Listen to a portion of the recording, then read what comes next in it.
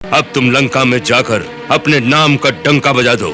नमस्कार दोस्तों, मैं हूं राकेश। और अगर आप भदोही से आना चाहते हैं तो दोस्तों आपको सूर्यावा पहले आना पड़ेगा। और इस ग्राम सभा में मेरी जो मुलाकात हो रही है, आप देखेंगे तो ये है जो है रामायण की वो पॉपुलर चेहरा जिसे देखने के लिए लोगों ने भीड़ लगा देते थे। लोग ये जानने की कोशिश करते थे आखिर वो जामवंत कौन है जिसका चेहरा हमने आज तक नहीं देखा है। उस चेहरे को देखने के लिए लोगों की भीड़ होती थी, जाकि ना कि जो है सीता और राम को जितनी भीड़ नहीं होती थी, उससे कहीं ज्यादा जो है भीड़ जो है जामवंत को देखने की होती थी। ये देखने के लिए सिर्फ इसलिए होती थी क्योंकि उनके चेहरे वो लोग नहीं देखे थे, उनके सिर्फ कैरेक्टर को देखा था। इसलिए जो है लाखों की तादाद में लोग जो है देखने के लिए इकट्ठा हो जाते थे। और आज हमारी जो मुलाकात हो रही है जो है उसी जामुन जी से हो रही है। रामायण को जो इन्होंने जीवंत कर दिया, रामायण के एक एक कैरेक्टर जो है इतना ज्यादा पॉपुलर थे, जामवंत जो है सबके दिलों में बस गया था। उसमें रामायण के हर एक एक जो है एक्टर, जो भी स्टार कास्ट थे, सबको प्यार मिला था, सबको मोहब्बत बहुत ज्यादा मिली थी। और उसी सिलसिले में आज हमारी इनसे बात होने वाली है। तो सबसे पहले आपका हमारे चैनल पे स्वागत है सर।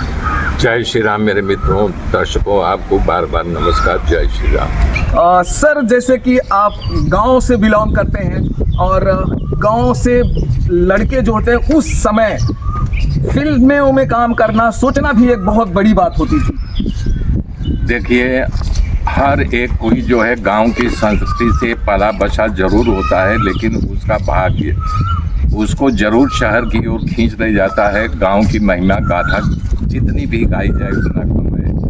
गांव का कल्चर ही, जो गांव का रियल प्यार है, मोहब्बत है, कल्चर है, रहन सहन है, वही आदमी को आगे बढ़ा देता है। तो मैं यहाँ से ज़रूर बम्बई अपना दिशा और दशा ले गया था और कामयाबी भी मैंने हासिल किया था।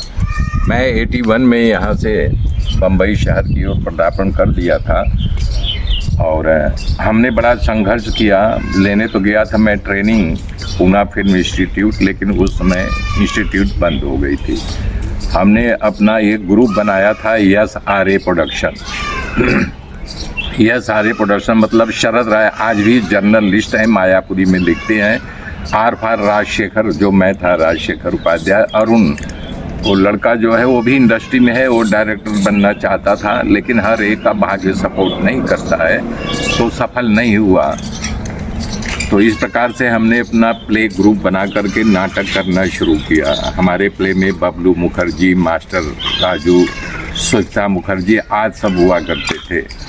और धीरे धीरे धीरे हम स्टेज शो से, हमसे पहली सीरियल मिली थी रामानंद सागर की विक्रम बेताल दादा दादी कहानी।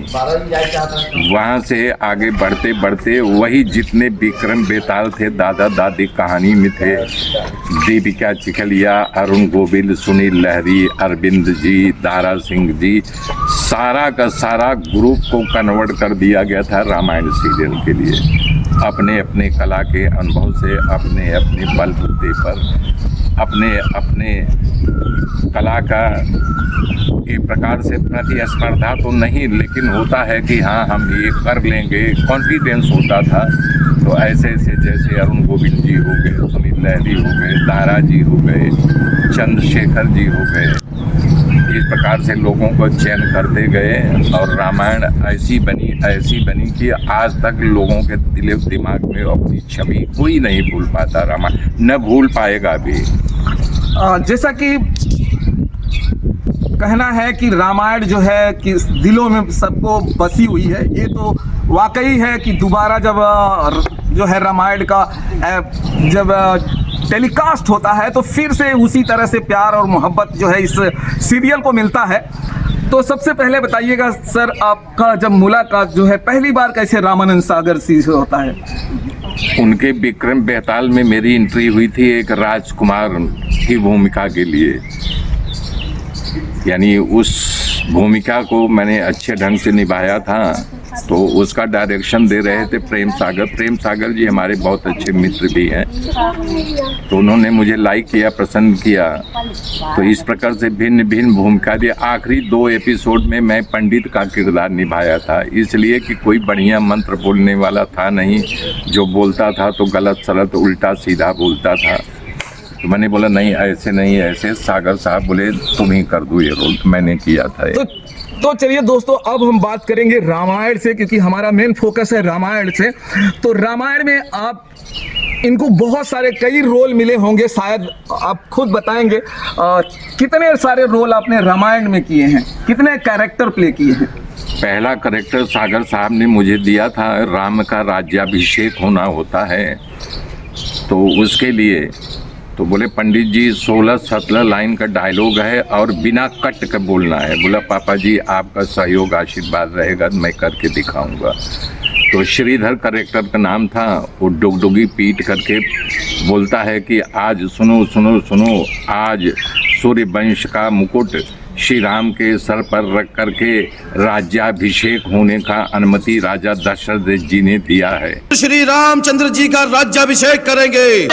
तो इस प्रकार से वो कैरेक्टर में बिना कट का एक साथ बोल गया था। तो वहीं से हमारा सिलसिला शुरू हुआ।